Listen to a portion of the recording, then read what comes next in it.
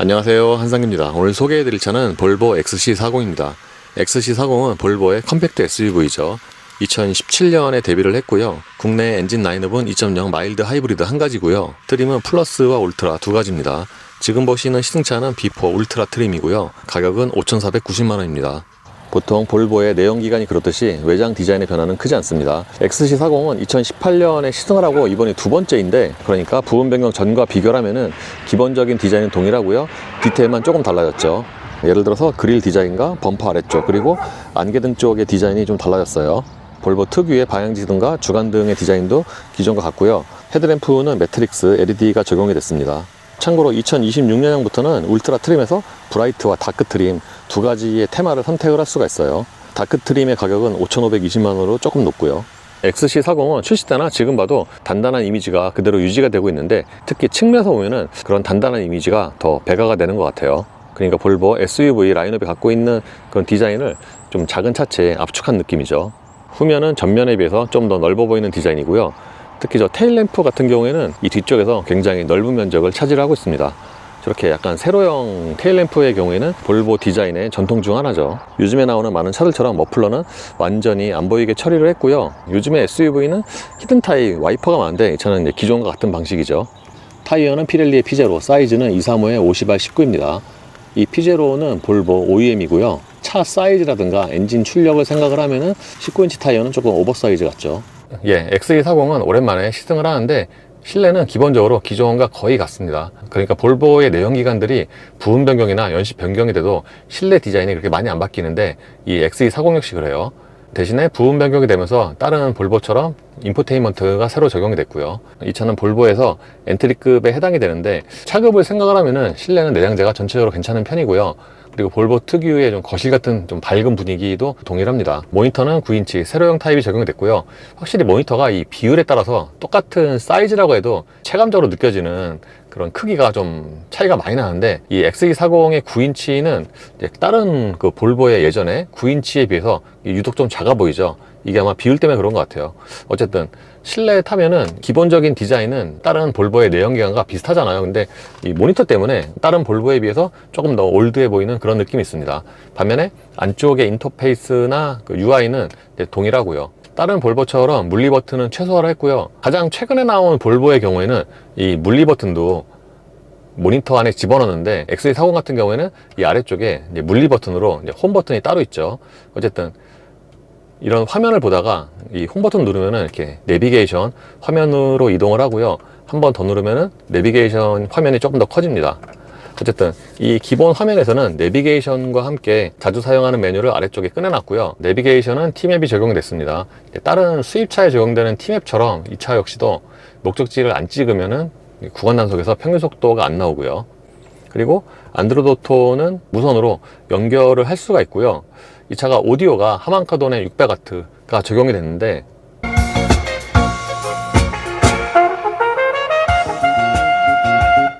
볼보가 차급에 상관없이 오디오가 좋잖아요.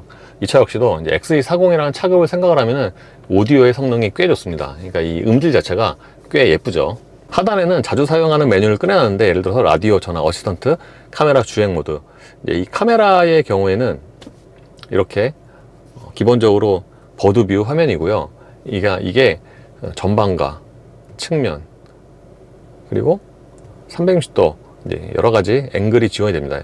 요즘에 통상적으로 보이는 그 360도 돌려서 보는 그 앵글은 제공이 안 되고요. 그리고 주행 모드로 들어가면은 여기서, 그러니까 보통 이제 흔히 드라이브 모드라고 하는 그 주행 모드는 스탠다드와 오프로드 딱 두 가지고요. 스티어링 감도도 부드러움과 단단함 두 가지죠. 이와 함께 이 아래쪽에 있는 차 그림을 누르면은, 그러니까 퀵 컨트롤과 설정, 상태, 이렇게 크게 세 가지 탭이 있는데, 설정에서 주행으로 들어가면은 이제 방금 말씀드린 그런 화면이 나오고, 그리고 컨트롤로 들어가면은 조명 관련된 메뉴가 나오는데, 이 차는 이제 요즘 나온 차는 좀 드물게 실내에 무드 조명이 있긴 있는데 단색이에요.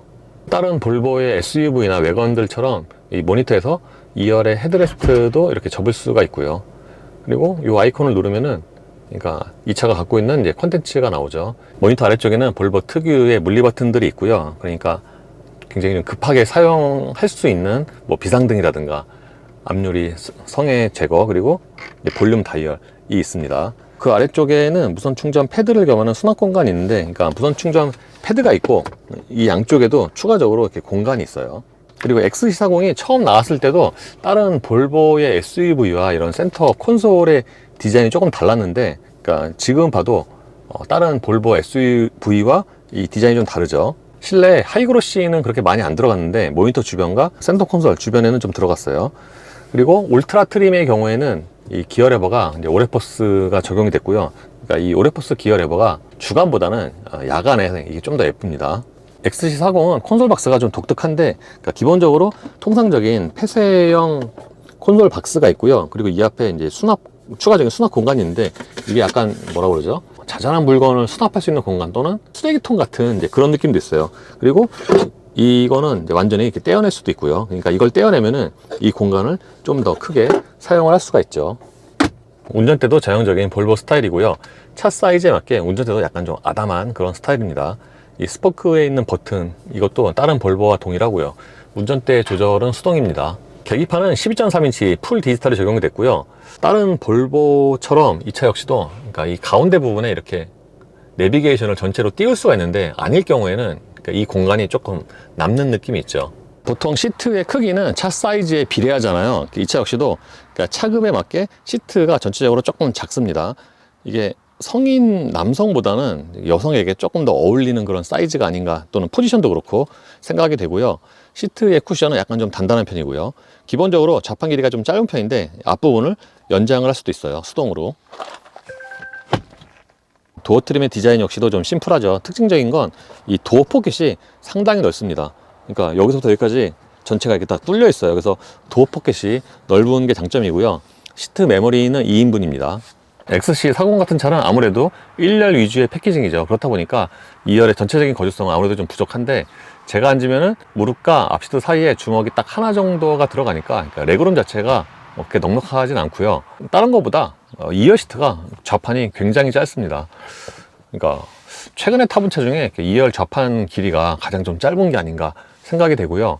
1열 대비해서 2열 시트의 쿠션은 대략 좀 비슷한 수준. 다만 이 차가 등받이 각도가 이제 꽤 서 있는 편이고, 그러니까 보통 유럽 브랜드들이 2열 등받이 각도가 이제 거의 90도로 서 있는 편인데, 이 차 역시도 그렇습니다. 따로 그 등받이 각도 조절은 안 되고요. 반면에 1열 시트 아래쪽에 공간은 여유가 있습니다. 지금은 시트 포지션을 가장 낮춘 상태인데, 이 상태에서 이렇게 신발을 넣어도 그 상하의 공간의 여유가 꽤 많이 남죠. 좌우의 폭도 그렇고. 반면에 이 가운데 부분 같은 경우에는 약간 좀 올라와 있어서 가운데 앉는 사람이 조금 불편할 수가 있고요. 2열 승객을 위해서는 여기에 송풍구가 있고, 그 아래쪽에 USB 단자 C타입 2개가 있습니다. 2열 승객을 위한 컵홀더는 암레스트에 있고요. 이 암레스트 컵홀더의 날개도 뭔가 좀 되게 볼보스럽죠. 편의 사양에서 장점 중에 하나가 파노라마 루프인데, 그러니까 이 파노라마 루프의 면적이 꽤 넓습니다. 그리고 가운데 빔이 있잖아요. 이 빔이 안에가 꽉 차 있네요. 그러니까 이런 부분에서 보면은 이제 소재라든가 이런 품질감이 꽤 있고, 그리고 썬루프도 오픈할 수가 있어요. 기본 트렁크 용량은 452리터고요. 2열 시트를 재우면은 1432리터로 늘어납니다. 그리고 트렁크 아래쪽의 공간도 추가적으로 공간이 있는데, 이 아래쪽의 공간도 77리터고요. 요즘에 나오는 SUV들 보면은 이 러기지 스크린이 이제 보통 굉장히 가벼운 소재를 사용을 하는데, 이 차 역시도 마찬가지예요. 이게 굉장히 가볍죠. 그리고 스키스로 커버는 이게 브랜드에 따라서 좀 다른데, 볼보 같은 경우에는 이게 트렁크 쪽에서 여는 방식이죠. 그리고 트렁크에서 따로 2열 시트를 접을 수 있는 레버는 없는데, 이 차가 큰 차는 아니다 보니까 이렇게 트렁크에서 2열 시트를 이렇게 접을 수가 있습니다. 보시는 것처럼 이렇게 2열 시트를 접으면은 트렁크부터 2열 시트까지 굉장히 평평하게 이어지죠. 예, 정차 시 실내로 들어오는 엔진 그 볼륨 자체는 4기통 가솔린의 평균적인 수준인데, 이렇게 귀에 들리는 그 음색이 좀 거칩니다. 다른 4기통 가솔린에 비해서. 그러니까 볼보가 이 2리터 가솔린 엔진을 이렇게 전반적으로 다 쓰고 있잖아요. 근데 보통 이게 또 차급에 따라서 세팅이 조금 달라지고, 또는 방음에 따라서 달라지고 그런데, 볼보의 2리터 중에서는 그 엔진 소리가 가장 좀 거칩니다. 그래서 볼륨 자체가 그렇게 큰 건 아닌데, 엔진 소리 때문에 뭔가 엔진 소리가 좀 더 크게 느껴질 수는 있어요. 그리고 정차 시 이렇게 실내로 전달되는 진동, 예를 들어서 시트라든가 운전대 같은 경우에는 진동이 아주 강하게 있습니다. 이 차의 파워트레인은 2.0 가솔린 터보 엔진과 8단 자동 변속기로 조합이 됩니다. 최고 출력은 197마력이고요. 여기에 마일드 하이브리드가 같이 포함이 되는데, 그러니까 엔진 출력과는 별개로 10kW의 작은 전기 모터가 이제 출력을 보조를 하는 거죠. XC40은 제가 2018년 이후로 지금 처음 타는데, 그때와 안팎의 디자인도 좀 비슷하지만 이런 주행 느낌도 거의 비슷합니다. 물론 조금 달라지긴 했어요. 그러니까 볼보 다른 내연기관도 부분 변경이 되면서 이제 하체가 조금 더 부드러워지고, 그래서 승차감도 조금 더 좋아지고 그렇잖아요. 이 차도 그래서 옛날에 탔을 때에 비해서는 하체 쪽에 그 승차감이 조금 더 좋아지긴 했어요. 그러니까 살짝 좀 부드러워진 것 같아요. 많이 바뀐 건 아니고. 그래서 기본적으로 여전히 좀 하체가 단단 또는 통통 튀는, 그러니까 좀 통통 튀는 감각이라는 표현이 조금 더 어울리는 것 같습니다. 그러니까 아무래도 XC40이 컴팩트급이고, 그러면은 보통 이제 소비자층이 좀 젊은 층이잖아요. 그렇다 보니까 그쪽에 맞춰서 하체를 세팅한 게 아닌가라고 생각이 됩니다. 그리고 이 차가 기본적으로 시트 포지션이 높아서 이 시트를 가장 낮춰도 전방의 시야는 꽤 잘 보이는 편이고요. 반면에 사이드미러의 경우에는 사각지대가 최소화가 돼 있는데, 다른 브랜드의 차들 대비해서 여기에 이제 비추는 그 물체가 조금 더 크게 보입니다. 조금 더. 그리고 후방시야 같은 경우에는 저 뒤에 헤드레스트를 이제 접고 펴고에 따라서 좀 차이가 많이 나요.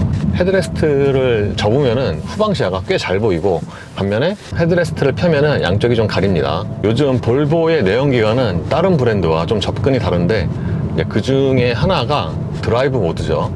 요즘에 보면은 다 어쨌든 뭐 에코, 노말, 스포츠 이렇게 있잖아요. 있는데 볼보 내연기관 차들은 이제 그것도 좀 되게 간소화했어요. 예를 들어서 이제 이 차 같은 경우에 이제 주행 모드로 들어가면은 이렇게, 그러니까 드라이브 모드, 주행 모드죠. 이게 딱 두 개예요. 스탠다드와 오프로드 딱 두 가지고, 스티어링 감도도 부드러움과 단단함 딱 두 가지입니다. 그래서 다른 브랜드에 비해서 별도의 뭐 스포츠 모드라든가 에코 모드가 없는 게 좀 특징이죠. 스티어링 감도는 두 가지인데, 이게 부드러움으로 하면은 말 그대로 이게 좀 가볍고요. 단단함으로 하면은 이게 좀 더 묵직해지는데, 그러니까 일반적인 그런 운전 환경에서는 이 단단함이 좀 더 운전 느낌이 괜찮지 않나 라고 생각이 됩니다. 처음에 공회전에서 엔진 소리가 좀 거칠다고 말씀을 드렸는데, 이 차가 저속 저회전에서 이제 가속을 할 때 실내로 들리는 그 엔진 소리도 좀 거칠어요. 그러니까 이게 거칠다 또는 스포티하다, 둘 다 저는 표현할 수 있을 것 같은데, 왜냐하면은 XC40이 이게 안팎으로 보면은 뭔가 그 스포티한 것과는 조금 거리가 있잖아요. 근데 국내에 판매되는 XC40 2.0은 스포티한 주행 성능에 좀 더 가깝습니다. 일단 타이어부터 피젤과 껴있잖아요. 그래서 그거에 맞춰서 보통 이제 타이어도 같이 선택을 하는데, 이 차는 그러니까 예를 들어서 벤츠 GLA 있잖아요. 국내에 판매되는 GLA가 2.0 엔트리 엔진 치고는 스포티한데, 그 엔진 소리도 크고 배기음도 크고, 그런데 이 차도 좀 그거와 비슷해요. 그거만큼 큰 건 아닌데 이 차도 은근히 또 배기음이 있고요. 이렇게 밟잖아요. 그러면 뒤쪽에서 엔진 소리가 먼저 나고, 뒤쪽에서 배기음이 훅 하고 터지는 그 소리가 있어요. 그래서 뭔가 이 차는 주행 성능 자체를 좀 스포티한 쪽으로 잡지 않았나 라고 생각이 됩니다. 전체적인 방음은 무난한데, 이게 노면에 따라서 좀 편차가 있습니다. 그러니까 지금처럼 콘크리트 노면에서는 이 피제로 타이어가 소음이 좀 큰 편이고요. 그러니까 보통 UHP 타이어가 이게 소음이 크잖아요. 그게 이렇게 콘크리트 노면에 오면은 좀 뭐라 그러죠? 좀 긁는 것 같은 그런 소리가 나고, 반면에 이 아스팔트로 오면은 그 소리가, 이게 그 톤 자체가 이렇게 확 줄어요. 그래서 노면에 따른 이런 타이어의 소음, 이거는 좀 편차가 큰 편입니다. 방금 가속할 때 엔진 소리라든가 또는 가속 시 이렇게 배기음이 생각보다 좀 꽤 크게 들린다. 아주 큰 건 아니고 그냥 적당히 좀 은은하게 들리는데, 이게 저속에서 좀 더 두드러지고요. 그리고 몇몇 차종을 보면은 엔진룸 안에 그 흡음재 있잖아요. 본인 안쪽에. 그게 이제 없는 차가 있는데, 그 차들 공통점이 이렇게 가속을 하잖아요. 그러면 엔진 소리가 좀 되게 원초적으로 들립니다. 그 GLA도 똑같이 없거든요. 그게 공통점이에요.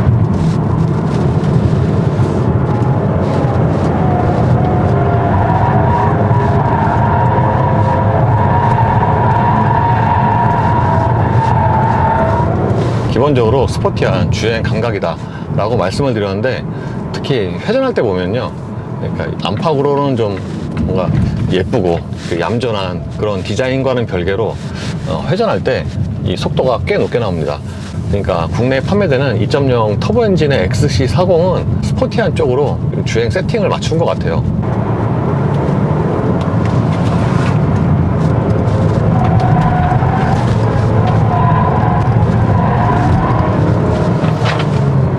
그래서 이렇게 컴팩트 SUV가 세 자리 숫자가 나오기가 힘든데, 이 차가 거의 방금 오르막에서는 거의 세 자리가 나오네요. 그래서 돌다 보면은 확실히 타이어의 그립이 좋은 게 장점이고, 거기다가 그 차체 자체가 좀 단단하다 보니까 회전할 때 그 기울어짐도 크지 않고요.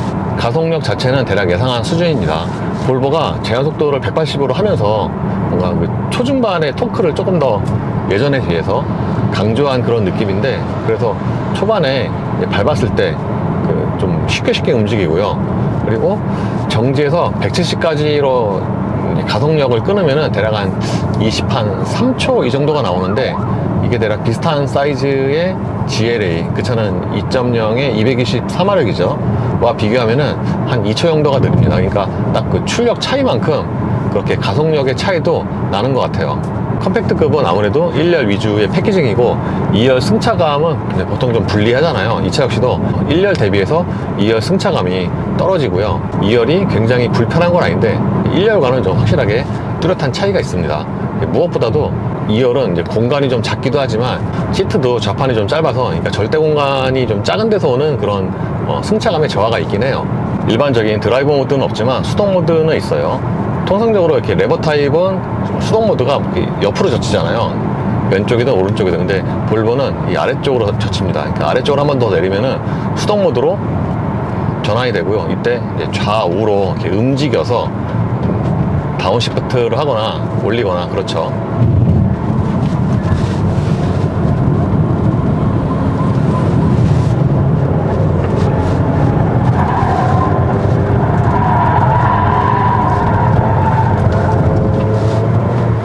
그래서 이 차가 기본적으로 엔진과 배기음이 좀 있다 보니까 가속을 할 때 보면은 이게 소리 때문에 가속이 조금 더 빨리 느껴지고, 그 가속감이 좀 호쾌하게 느껴지죠. 그러니까 실제 가속이 딱히 그렇게 두드러지기 좋은 건 아닌데, 그러니까 이 소리로서 뭔가 그 감성적인 느낌을 살린 것 같아요. 전반적인 주행 안정감은 꽤 좋은 편이에요.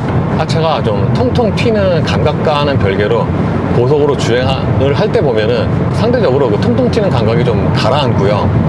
그래서 고속으로 주행 시 특히 직진성 같은 경우가, 그러니까 만약에 직진성이 떨어지는 차 같은 경우에는 운전자가 이렇게 스티어링 잡을 때 이걸 좀 신경을 좀 많이 써야 되는데, 이 차는 그렇진 않아요.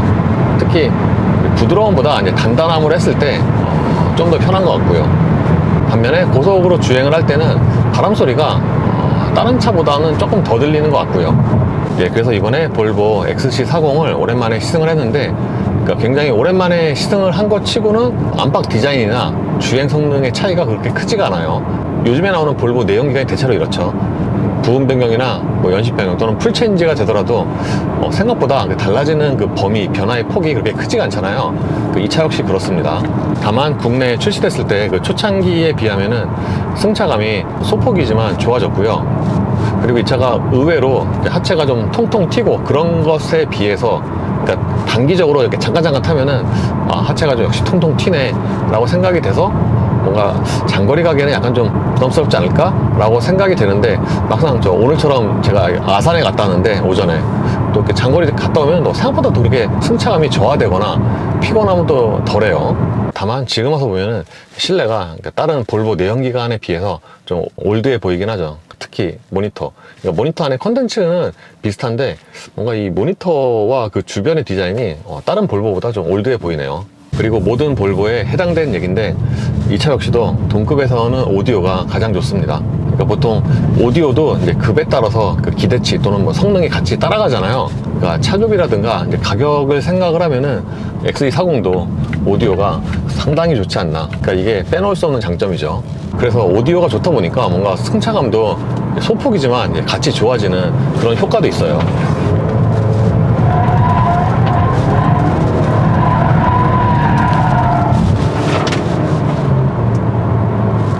제가 이 차가 주행 성능이 스포티한 쪽으로 세팅됐다고 말씀을 드렸잖아요.